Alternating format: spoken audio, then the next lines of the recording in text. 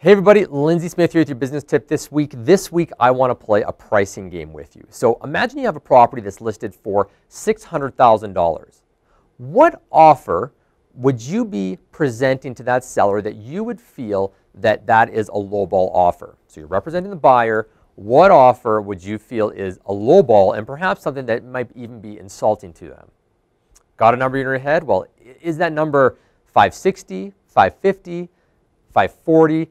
We're all going to have our own tolerance for that, but I want to make you aware of a concept called the anchoring effect.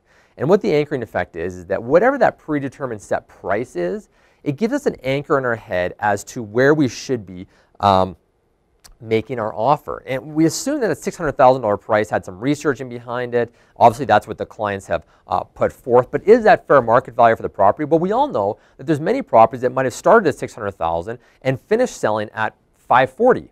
So would your offer at $550,000 have been a lowball offer? Well, no, they might have been more realistic, but be very careful about the way that you feel in your gut about presenting those offers, because some clients are very, very savvy and you never know what they'll get when they do send off a lowball offer. To present a lowball offer, one of the things you want to do is present your research with it to the realtor as well. You're not giving their client advice, you're simply telling them the research and the properties that your client is using as basis for why the offer is a little bit lower than they might have been expecting.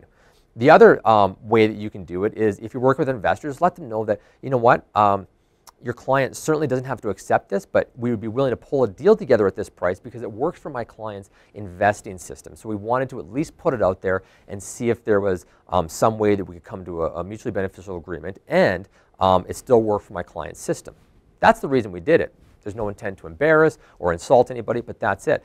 But just be aware that many homes get price reduced down, and what might be a lowball offer today might not be tomorrow when the price gets reduced. But more importantly, watch your bias to that price that's initially listed and where you believe that you should be making an appropriate offer. Make sure you always do your research.